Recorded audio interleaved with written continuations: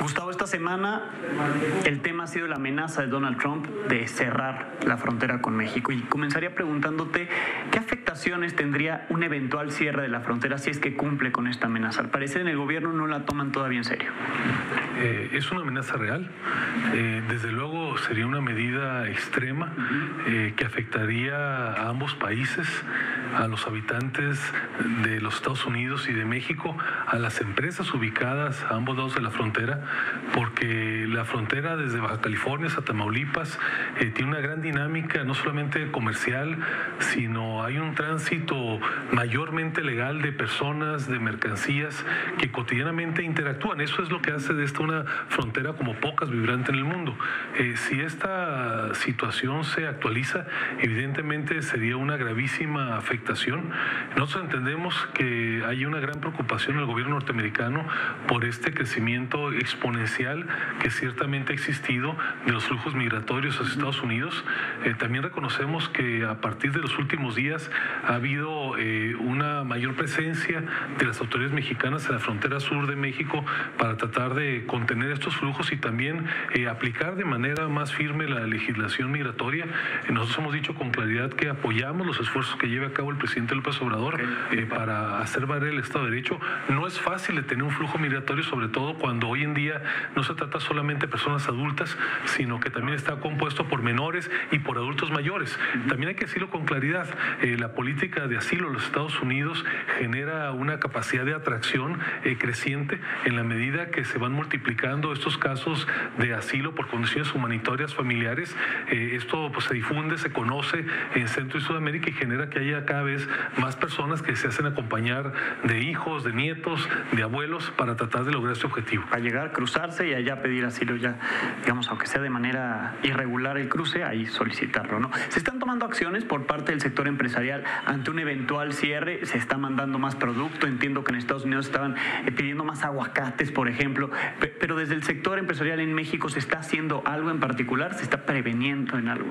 Bueno, lo más importante es que tanto las organizaciones empresariales mexicanas y norteamericanas estamos pugnando para que nuestros gobiernos generen una mayor capacidad de entendimiento y desde luego aceptando que existe una grave problemática, se encuentren otros mecanismos de remediación y que no lleguen a esta medida que sería un disparo en el pie para unos y para otros. Es decir, para ambos países. Entonces esperamos que esto no ocurra. Desde luego cada empresa en lo particular está tomando sus previsiones y qué bueno que así sea. Más allá de una problemática internacional, hay compromisos específicos de empresas para cumplir con sus pares norteamericanos o mexicanos. En ese sentido, pues qué bueno que esto ocurra, ¿no? Bien. Segundo tema, la semana pasada te quejaste en Twitter porque el presidente envió una terna similar de los comisionados reguladores de energía, una terna que hoy, por cierto, volvió a ser rechazada. Segunda vez en el Senado. Le corresponderá única y exclusivamente al presidente ahora decidir quiénes ocupan esas vacantes en la Comisión Reguladora de Energía. El sistema jurídico mexicano establece una responsabilidad compartida del presidente y el Senado de la República para procesar de común acuerdo este nombramiento. Si el presidente lleva a cabo la designación de las personas que en 2 ocasiones han sido rechazadas, está violentando este equilibrio que tiene que existir. El mecanismo existe para generar estos equilibrios y cuando hay un rechazo en 2 ocasiones de esta contundencia, me parece que la prudencia política, la altura de miras, implicaría que el presidente reiniciase de nueva cuenta este mecanismo. Nosotros hemos dicho que si el presidente insiste y lleva a cabo una nominación directa, esto puede calificarse como una chicanada presidencial, es decir, aprovechar una situación jurídica, desvirtuarla y ser, digamos, contumaz en una propuesta que claramente ha tenido el rechazo de la mayoría de las fuerzas políticas. ¿Tampoco consideras que son adecuadas esas personas? Es evidente el proceso de las audiencias que se han señalado, que se han celebrado, han dejado sobradamente en evidencia que ninguna de las personas que han sido postuladas tienen las calificaciones técnicas para desempeñar esa función. Algo muy importante, y aquí voy a hacer claramente una discrepancia con el presidente. Los órganos autónomos y reguladores del Estado mexicano no solamente basta con tener personas honestas, se requiere técnicamente calificadas porque la función que realizan es de alta pertinencia técnica. técnica. Si no se cumple ese requisito, se desnaturaliza la función de los órganos. Bien, finalmente, en tu mensaje semanal hablaste de transparencia.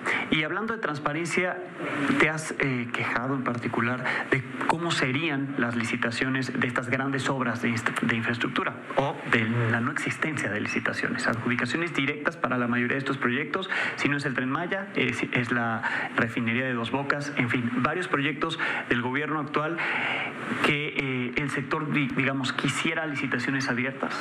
A ver, la oferta política fundamental del presidente López Obrador fue combatir la corrupción y fue llevar al país la integridad en la función pública y la transparencia a su máxima expresión.